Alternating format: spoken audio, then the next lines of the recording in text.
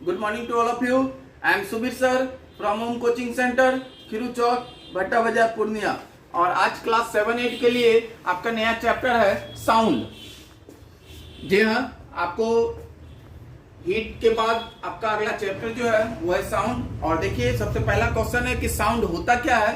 तो जैसे heat energy का एक फॉर्म होता है, उसी प्रकार साउंड भी आपका एनर्जी का एक फॉर्म है। लिखे हैं, sound is a form of energy which produce sensation of hearing. कहने का मतलब साउंड जो है एनर्जी का एक फॉर्म है जो आपको सुनने की क्षमता प्रदान करती है।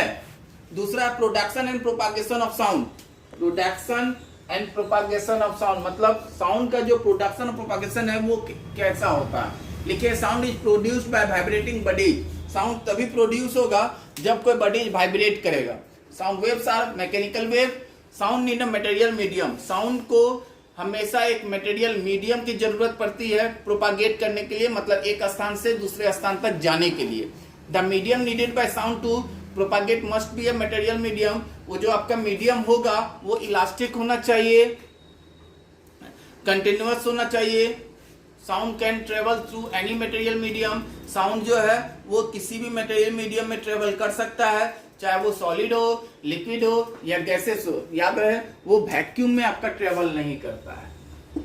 उसके बाद है right the condition that must be fulfil for hearing sound. कहने का मतलब साउंड को सुनने के लिए ऐसे कौन कौन से कंडीशन होना आवश्यक है। सबसे पहला, आपको अगर सुनना है तो आपको उसके लिए रिसीवर की जरूरत होगी। सुनने के लिए, साउंड प्रोड्यूस करने के लिए वाइब्रेटिंग बॉडीज की जरूरत होगी। और साउंड बॉडीज से रिसीवर के बीच में मीडियम का होना जरूरी होगा। तो पहला, there must be a vibrating body जो साउंड प्रोड्यूस करेगा। There must be a material medium जो साउंड को एक स्थान से दूसरे स्थान तक ले जाएगा। तीसरा, there must be a receiver so as to receive the sound energy. तीसरा, रिसीवर होना चाहिए जो उस साउंड एनर्जी को रिसीव कर सके। अगला है रेंज ऑफ हियरिंग। कहने का मतलब कि आप कहां से कहां तक के साउंड को सुन सकते हैं, आपका रेंज क्या है। लिखता है, हेल्दी ह्यूमन ईयर मतलब एक स्वस्थ इंसान का जो कान होगा वो 20 हर्ट्ज से लेकर 20,000 हर्ट्ज तक के रेंज को, फ्रीक्वेंसी को सुन सकता है। कहने का मतलब कि 20 हर्ट्ज फ्रीक्वेंसी हो या 20 हर्ट्ज से लेकर 20,000 के फ्रीक्वेंसी के बीच में जो आपका रेंज होगा उसी को हम लोग कहते हैं रेंज ऑफ हियरिंग या ऑडिबल रेंज। अब है परसिस्टेंस ऑफ साउंड।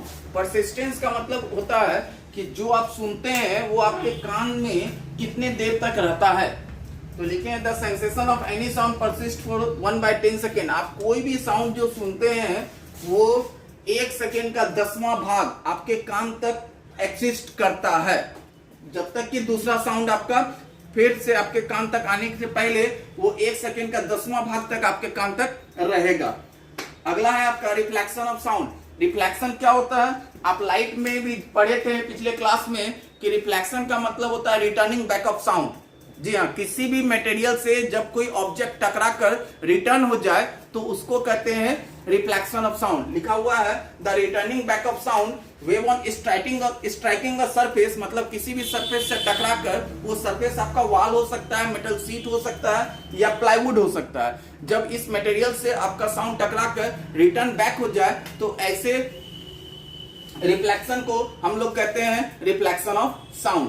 तो क्लास 7-8 के लिए आपका साउंड जो चैप्टर है उसका 5-6 टॉपिक हो गया। कल फिर हम साउंड लेकर ही आएंगे, उसके बाद फिर आपका अगला चैप्टर स्टार्ट होगा। और हाँ, लर्न करना ना भूले। आज के लिए इतना ही, धन्यवाद।